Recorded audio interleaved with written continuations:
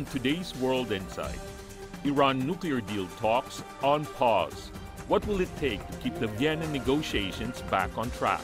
Could the conflict over Ukraine hold negotiations hostage? And the Ukraine crisis has sent ripples over global security, a stress test on the world order. How does it affect the military postures of China and the U.S.? A frank exchange with Chinese and American security experts.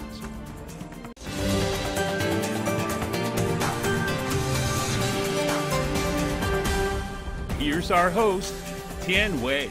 Hello and welcome to World Insight. I'm Tian Wei. We begin with the 11-month-long Iran nuclear deal talks in Vienna recently until last Friday's announcement that they are now on pause.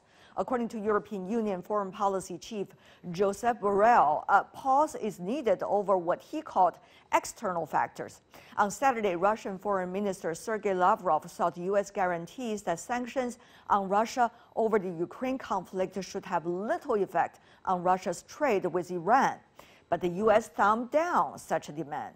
France, Britain, and Germany said in a joint statement on Saturday nobody should seek to exploit the Iran nuclear deals to obtain assurances that are separate to the deal. That is a quote according to them.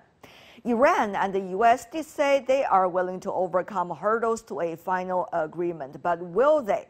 Amid the pause in the Vienna negotiations, what will it take to keep the Iran nuclear deal back on track? Could the conflict over Ukraine hold the negotiations hostage, or actually lack of determination and willingness from Washington? For direct answers, let's turn to our panelists.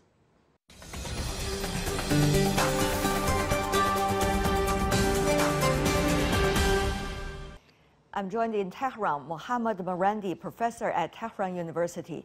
In London, Sahil Shah, policy fellow at the European Leadership Network. In Beijing, Yang Xiyu, Senior Research Fellow from China Institute of International Studies. Gentlemen, welcome to the program. A lot of things are going on parallel with one another in our world today. With Russia-Ukraine conflict, Professor Marandi, how do you see the Iran nuclear deal and its future potential?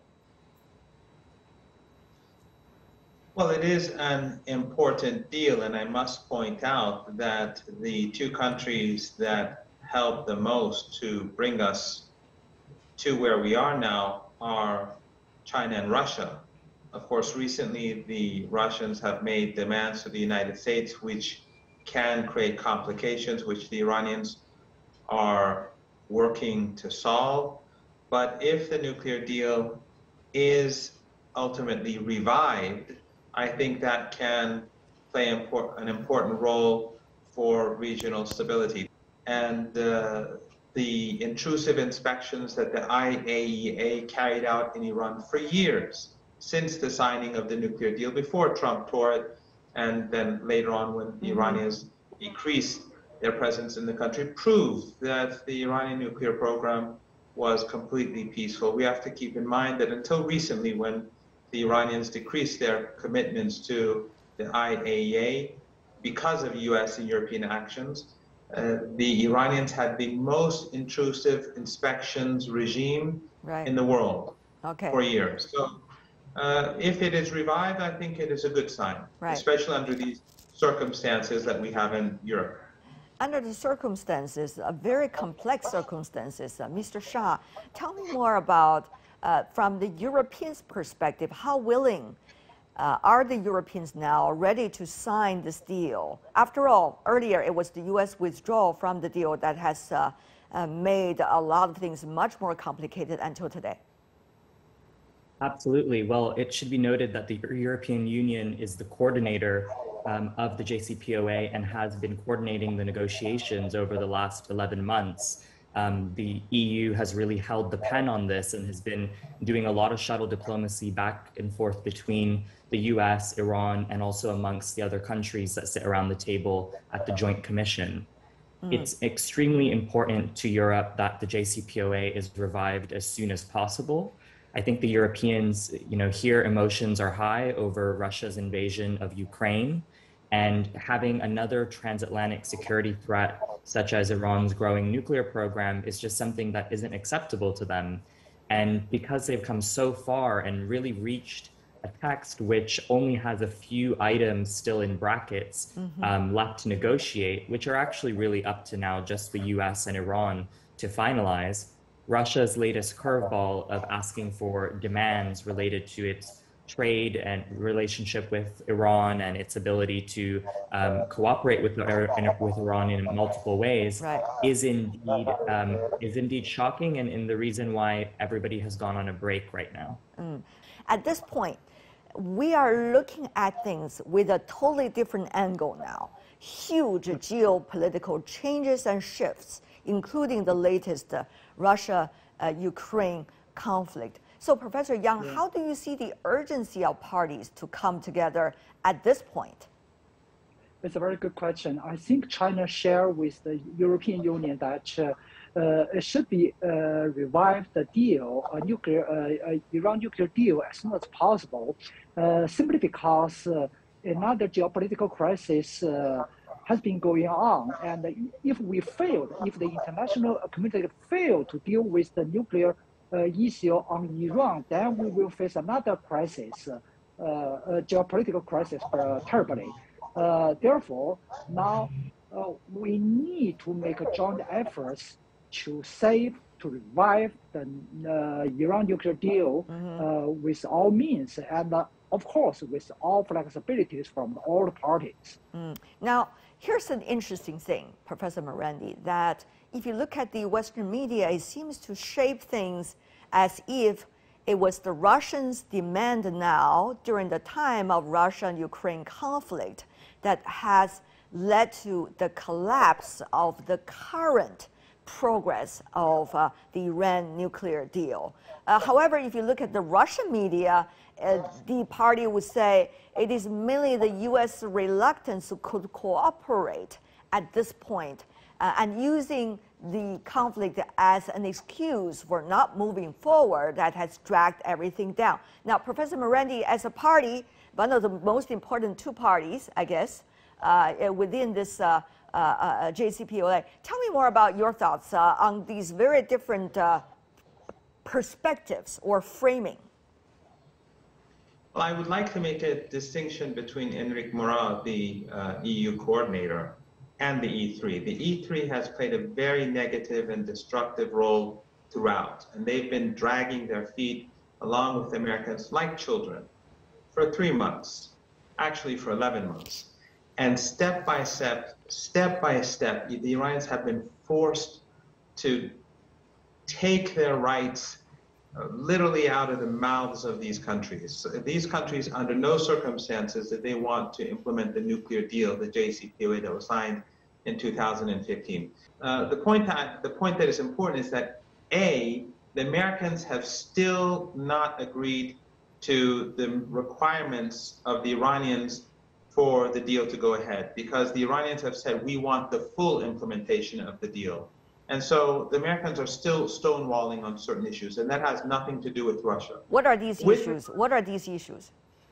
Well, since they're being discussed at the negotiating table, I don't want to speak too much about them, but it has to do with sanctions, it has to do with assurances and guarantees. There are different issues that still need to be resolved, and the Americans have not been constructive during the final days, nor the Europeans. All right. Mr. Shah, still, let's look at the world today, not just 1 year ago, but today. Many suggest the geopolitical priorities and security priorities for the Europeans, particularly for the EU, might be shifting after this Russia-Ukraine crisis. Now, we are seeing signs of that already. For example, the German increased their military budget to 2% of the national GDP, unprecedented in their history since World War II. Now, Mr. Shah, how do you see the Europeans' willingness to get this deal at this point? And how is that diverting different interests between the Europeans and the Americans? Well, it's extremely difficult at the moment because it is largely out of Europe's hands. As Professor Morandi said, there are bilateral US-Iran issues. And then, of course, there's the role of Russia. And the Russians have put forward a paper which outlines what the guarantees are that they would like from the United States. The US has verbally said that they're not willing to do anything, but a formal response is likely to also be given. At that point, Moscow has to decide whether they are willing to just continue with the deal as is and the assurances that are already in the text, or whether they will continue to stonewall and block this from moving forward. Like I said, it isn't just on Russia's shoulders at the moment, and that's also what Professor Morandi said. There are still some issues left to resolve. In terms of Europe's role, absolutely. You know, a lot of government bandwidth has been diverted across the pan-European space to trying to figure out how to make sure that the current war in Ukraine does not spill into a larger NATO-Russia conflict, for example. The future years ahead look very dire because we really need a good working relationship with Russia in order for there to be progress on all of those files. I see. So the JCPOA, in a way, right now, is a sacrificial lamb or a sort of a symbol of whether or not we will be able to continue to cooperate between the West and Russia on very, very vital nuclear issues. Well said to both of you. Mr. Yang, listening to your two counterparts, how is China standing here? I know China is standing in what some of the Western media call tricky place, in this issue about Russia and Ukraine. But where is China standing now on the issue of the Iran nuclear deal? Well, I think that current position, China's position on Iran and those China's position on Ukraine crisis are totally different, simply because the nature of the two issues are totally different. Therefore, if even if someone say China is in the very backward or tricky position on the Ukraine crisis, however, China's position on Iran nuclear issue remain very clear and consistent. Simply saying, now the so-called pause is a sad story for everyone. We hate to see the pause. We like to see the progresses on the nuclear issue of Iran, so that we can strike a deal to revive the JCPOA. However, because of the effects from the Ukraine crisis, now there's some the so-called external factors affecting the progress on the nuclear issue of Iran. But China's position is, we need to separate the nuclear issue of Iran from the crisis on Ukraine. Therefore, it will be easier and simpler to solve the nuclear issue of Iran than now. So that is the way of thinking and the position of China. Yang Xiyu, Sahil Shah, Mohammad Morandi, thank you so much, gentlemen, for joining us. Really appreciate it.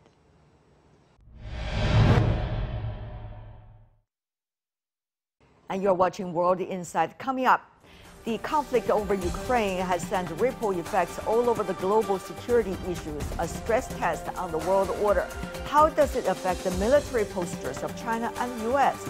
A frank exchange between Chinese and American security experts. Coming up next. Welcome back. This is World Insight with me, Tian Wei. We now turn to the latest on the Russian-Ukraine conflict, with delegations from both sides returned to another round of talks on Monday. Kremlin spokesperson said the negotiations are going nonstop with, quote, a large number of issues requiring constant attention. An advisor to the head of the President's Office of Ukraine did say in a tweet that Monday talks will sum up the preliminary results. Towards an end to the violence, China has encouraged the ongoing negotiations despite run-ins with the U.S. They have a chance to sort out tensions as senior Chinese diplomat Yang Jiechi are meeting with U.S. National Security Advisor Jake Sullivan on Monday in Rome. Amid the frantic efforts to end the Ukraine conflict, what could be its long-term repercussions on global security? Is it going to be a test to the changing of the world order? What are the roles that militaries in China and the U.S. could play? On these, we have invited a strong panel from both countries. Let's hear their exchange.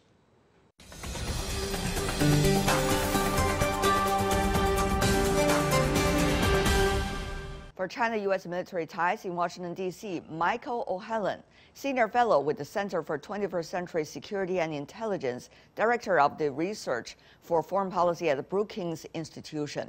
In Beijing, Zhou Bo, Senior Fellow, Center from the International Security and Strategy with Tsinghua University and former Director of the Center for Security Cooperation with the Chinese Ministry of National Defense. Welcome to both of you, gentlemen.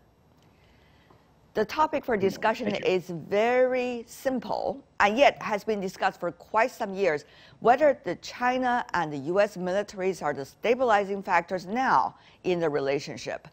Senior Colonel Zhou, go ahead.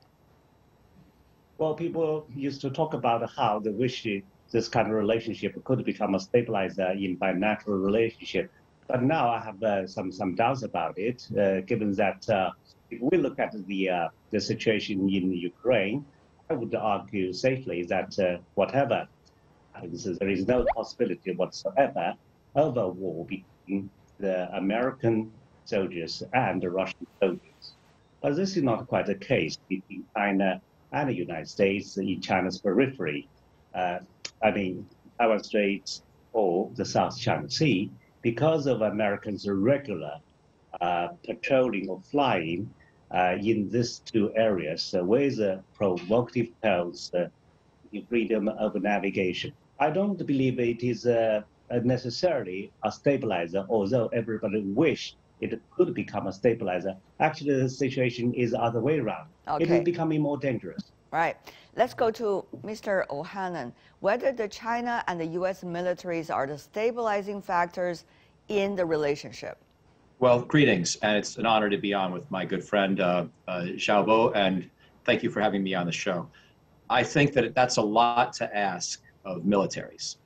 Militaries are professional technical organizations, and if they're very professional, they will find ways to avoid wars that people don't want. But it's not really their job to solve the broader relationships and to figure out the broader strategies. And so I think I wind up in a similar place to the Colonel in the sense that I don't think any miracles are going to happen from this relationship. There have been some good things. You know, General Milley, the chairman of the Joint Chiefs of the United States, he called his Chinese counterpart in 2020, towards the end of the Trump presidency, just to say, listen, I know right now American politics are a little bit unsettled, but I want you to know that we certainly are not preparing for any conflict. But again, as Zhao Bo said correctly, there still is a lot of interaction and a lot of tension, and we haven't really solved this problem of how to mitigate the close encounters. And that's primarily a policy problem. So I think ultimately, I would say that the militaries on both sides are professional, but it's a lot to ask of them to calm a relationship that right now is facing quite a few challenges. All right. Now, let's move on to the next question. It seems that both of you agree that the military is not there to make strategic decisions, but to facilitate the policies that be made at the highest level of government. And therefore, it's very hard to say what's going to be the role of the military in terms of bilateral relations. But now let me put out a technical issue that there are decreasing numbers of interactions and communications, as well as dialogue platforms between China and the United States over the past years. What role do you think the military at least could play in this regard? Let's go with Mr. O'Hanlon first this time. Well, I think that the militaries on both sides, for example, let's take the nuclear issue. The militaries on both sides can help inform their civilian leadership about the effects of nuclear weapons.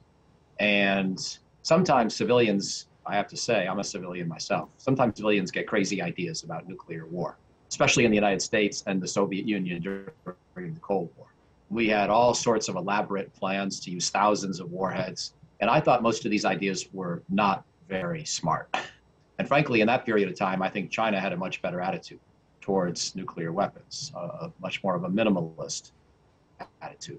But now we see that the United States and Russia are no longer negotiating arms reduction treaties, and China is perhaps considering a major nuclear buildup.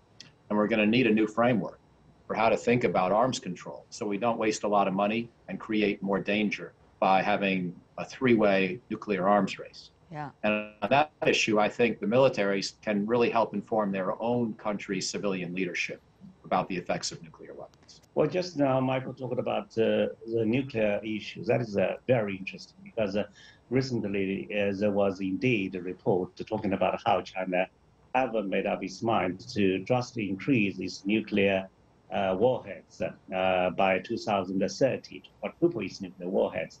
Well, because the Chinese government would never confirm such reports, what I want to say is, out of all the Chinese defense policy, probably no first use is the best honored policy until now, and it is still will be upheld because it is in no country's interest to have this kind of nuclear war. Nuclear war is inconceivable. Well, let me give you something positive. After Indo-Pakistan nuclear test in 1998, China and the United States quickly reached an agreement of detargeting its nuclear weapons at each other, and this actually ushered in the P5 countries eventually to have an agreement among these P5 countries. So this is my argument. If the countries, the P5 countries, the only nuclear powers, could reach agreement at that time not to target these nuclear weapons at each other, why couldn't we come into the next step? That is no first use pledge against each other.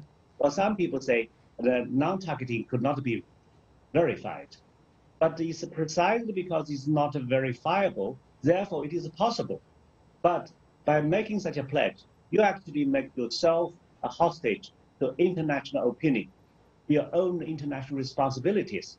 Yeah, so that is a good thing for us. So actually, President Biden has toyed with this idea of no first use, because when he was a vice president, he was supporting Obama's idea. Obama was toying with this idea, but eventually it went away because of the pressures from allies. But let's wait and see how President Biden could make such a bold step. And I believe it is necessary for him to make such a bold step. And this confirmed that China's decades-old policy is honorable. Mr. O'Hanlon? Yeah, I tend to like the idea of trying to get to nuclear no first use.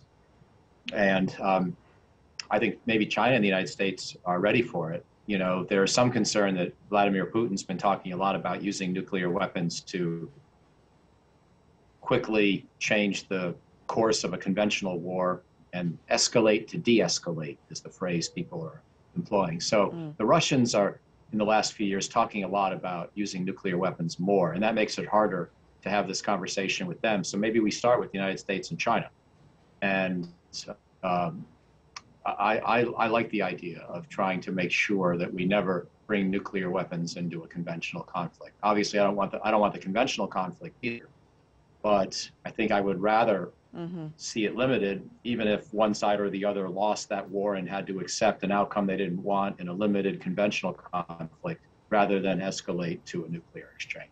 My last question is about a third party. For example, the issues around the world, like the issues of Afghanistan and the issues of Ukraine. Now, how do you see the role of militaries in terms of China and the United States? Some are direct involved, some are not necessarily so. But certainly as two big powers, what is going to be the role of the militaries from your perspective? Senior Colonel Zhou.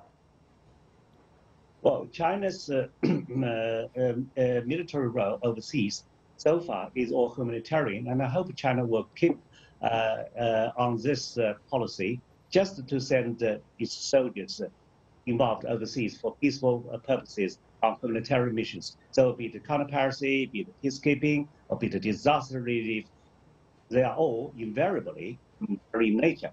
This is fundamentally different from Americans' military global presence. But I still hope Chinese military, however strong it might become in the future, will follow this policy. Mr. O'Hanlon. Well, first, I agree with the Senior Colonel, again, the Chinese and American roles have been very different. And we have tried to use our military fairly often to deal with threats. And a lot of times we've been well-intentioned but made mistakes in how we've done, and we often haven't gotten the results we wanted. I think as an American, in my opinion, it's generally been for defensible and good motives, but often bad decisions. And it's not the military's fault, it's the national political leadership and policy leadership. The militaries are impressive in both countries. And I think that if we don't ask too much of them and don't expect them to solve any big problems with each nation, they can still be on balance a force for peace. Senator Colonel Zhou, your final argument for the militaries are? Oh, I think the military, of course, would always play a very important role. The motto for the Chinese PLA is to serve the people, heart and soul. But I believe in the 21st century, we probably could give it some fresh air. So who are the people in the 21st century for the Chinese PLA? And I believe this is the people of the world.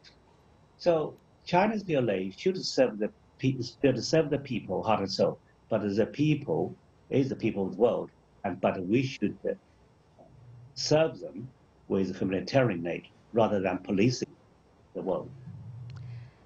Senior Colonel Zhou Bo, Mr. Michael O'Halloran, what a pleasure to have both of you joining us for this very interesting discussion. I hope we can continue in that direction. It would help each other to understand much better. Thank you so much for joining us.